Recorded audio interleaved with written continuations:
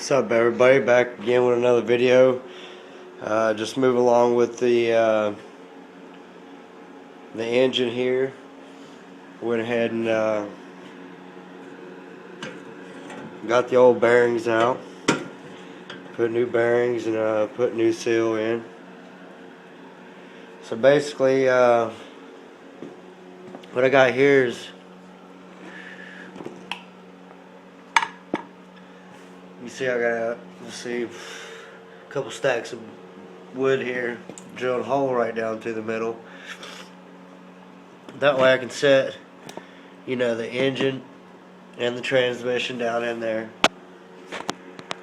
and it'll lay flat. So basically, I just now got the transmission put back in, a new seal and bearing on this one. So she's about ready to button up after I put some Yama lube on there for the sealant to close cases up. But what I did was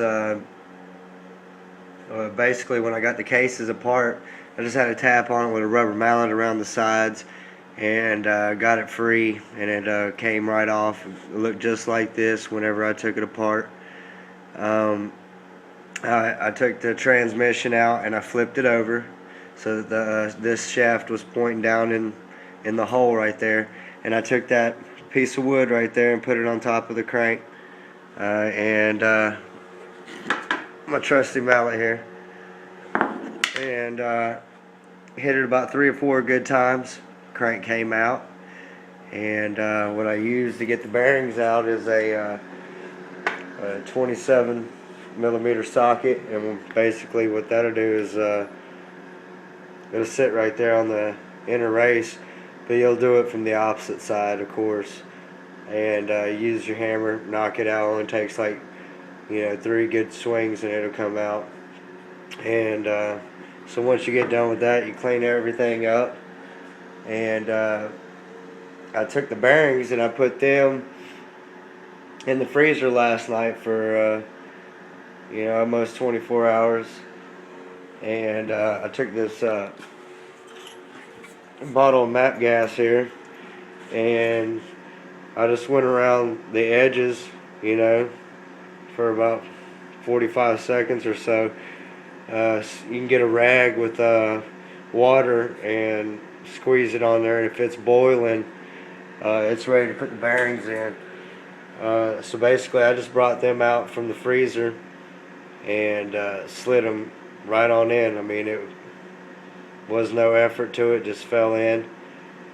Push down around the edges to make sure everything's seated properly, and you just let it cool down, and they'll mate together. So I did the same process with this side, and fortunately I didn't have no problems with the bearing sticking on the crank, because sometimes it does.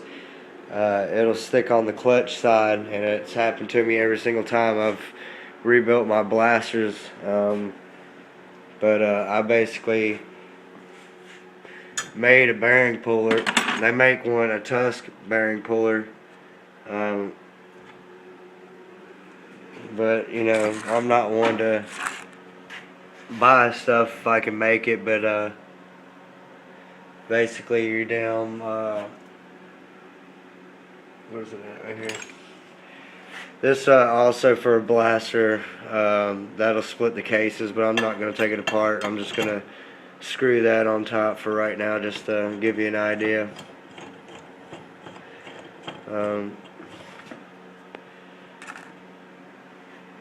Get a bearing here.